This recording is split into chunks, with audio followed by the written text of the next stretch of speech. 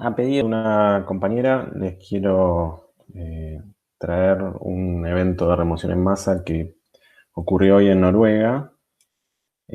Supongo que muchos de ustedes lo habrán visto, es este que estamos viendo en la pantalla. Y bueno, la consulta, por supuesto, es qué ocurrió, cuál de todos los procesos que vimos está ocurriendo acá. Estuve mirando un poco, la verdad que no encontré nadie que lo explique este, bien cuál fue el proceso, pero hay algunas cuestiones que podemos analizar así a la distancia, sin estar ahí, sin mayores datos. Y es, primero, hay una capa superficial de suelo, no es roca porque cuando entra al mar se desintegra, o sea, es un suelo que superficialmente es bastante rígido y está como patinando sobre un nivel inferior más débil o que está fluyendo. No vemos mucha pendiente, por lo menos en esta zona. No sabemos si es la cola de algún movimiento que viene de más arriba o si se inició ahí mismo.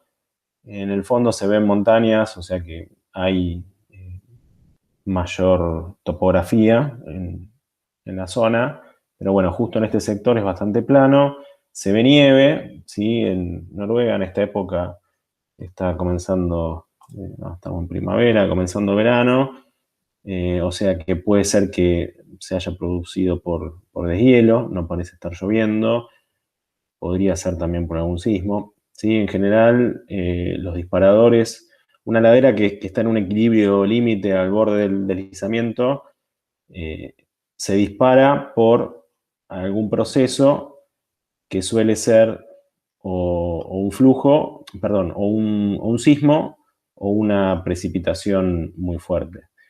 Entonces, bueno, yendo a qué tipo de proceso podría ser, hay muchas clasificaciones de remoción en masa.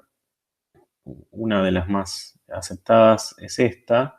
Eh, y acá tenemos varios tipos de movimientos, ¿sí? Un deslizamiento rotacional, que no sería porque implica la deformación del material en superficie. Acá vemos que la parte superficial avanza como algo más bien rígido. Un deslizamiento traslacional o planar requiere una pendiente muy elevada y suele ser un movimiento muy rápido, que no es el caso. Un deslizamiento de bloques es muy parecido al traslacional, digamos, son bloques más chicos, pero tampoco sería. Caída de bloques están asociados a acantilados, a zonas muy empinadas, que no es el caso, y además no son bloques que están rodando. Un vuelco tampoco. Entonces nos quedan un flujo de detritos, debris flow, que son flujos muy encausados.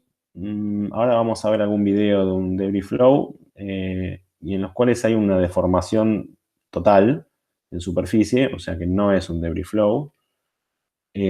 Una avalancha de detritos, digamos, están más asociados a laderas que a cauces, pero también hay una deformación total, o sea, el material se da vueltas, no es el caso. O sea, no veríamos en superficie una casa avanzando recta.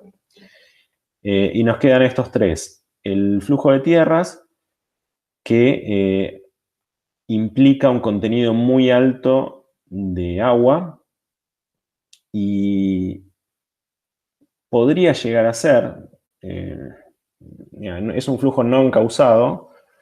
En general, cuando tiene mucho contenido de agua, también se ve una deformación muy grande en superficie, aunque les voy a mostrar un ejemplo en el cual eso no ocurre. Podría llegar a ser un creep, o sea, reptaje no es, porque el reptaje es extremadamente lento, va avanzando centímetros por año, no sería el caso. O podría ser una expansión lateral, que es lo que yo estoy más volcado a pensar. La expansión lateral se da por movimiento, patinaje de una placa más o menos rígida, superficial, sobre un nivel de arcillas muy débil, que cuando llueve o se produce el deshielo, el agua se infiltra por las fisuras del terreno, alcanza este nivel de arcillas débiles, disminuye la resistencia al corte y hay un patinaje de esta placa superficial rígida sobre un material que o bien se desliza o bien se deforma. Podría llegar a ser ese el caso, digamos. Yo estoy volcado a pensar que es una expansión lateral. Pero ahora les voy a mostrar un video de un flujo de tierras y van a ver que en realidad también podría llegar a ser. Acá vemos entonces un flujo de tierras que es un flujo porque tiene un gran contenido de agua, ¿sí? Principalmente la diferencia entre un deslizamiento y un flujo es que el flujo está saturado, es un suelo saturado, y el deslizamiento no, más allá de que puede tener algún contenido de agua. Como vemos, no está encauzado, no parte de un cauce fluvial, sino de un pequeño acantilado, y no requiere una gran pendiente porque tiene un contenido muy alto de agua. Se ve de cerca que hay bastante agua, más allá de que parece ser una traslación recta sin ser tan turbulenta como vamos a ver ahora en un flujo de detritos, pero está totalmente embebida la superficie.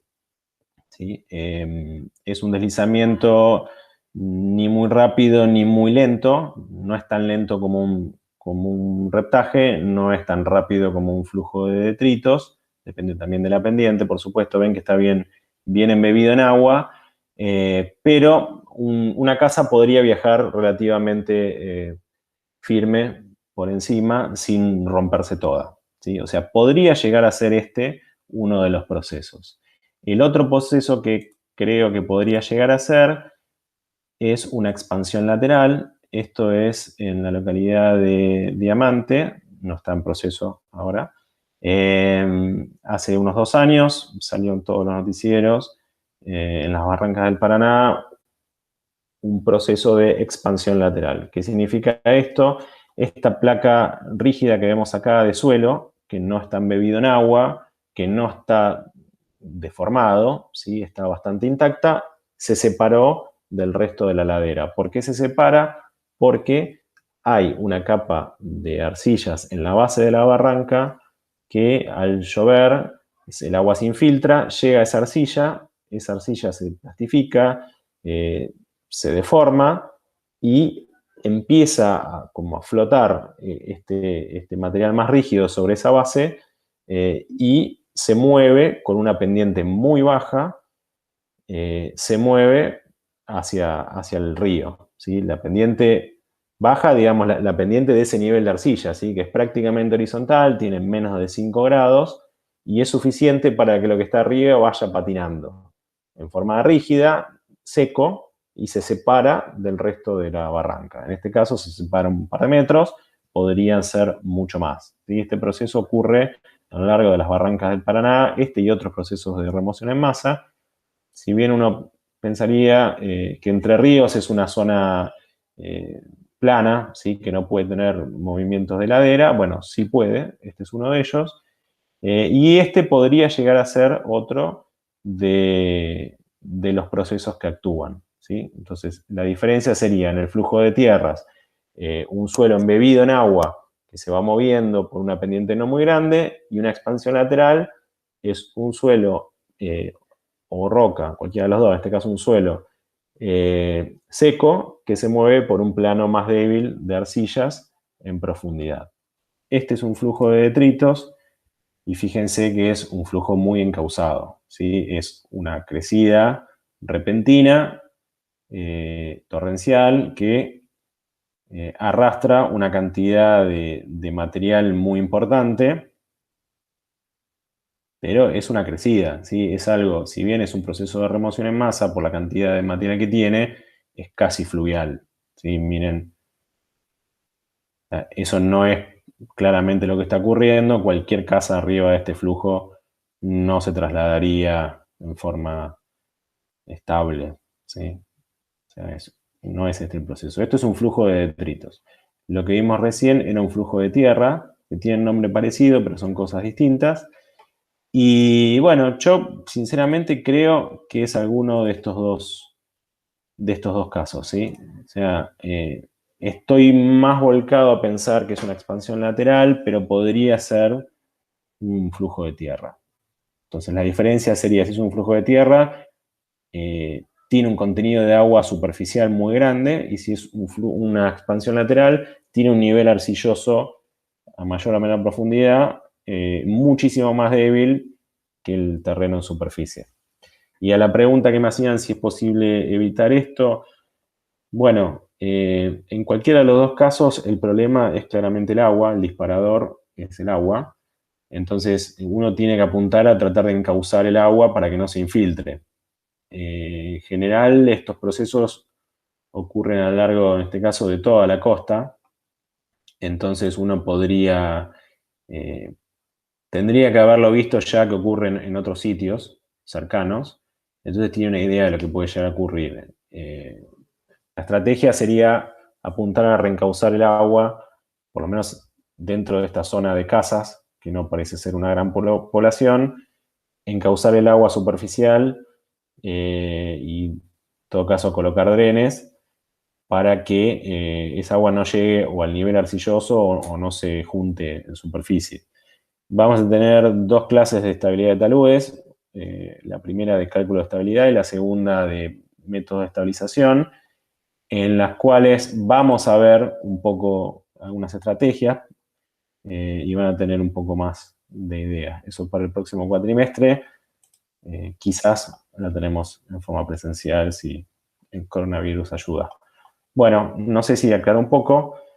Sigan estudiando y nos vemos el martes. Saludos a todos.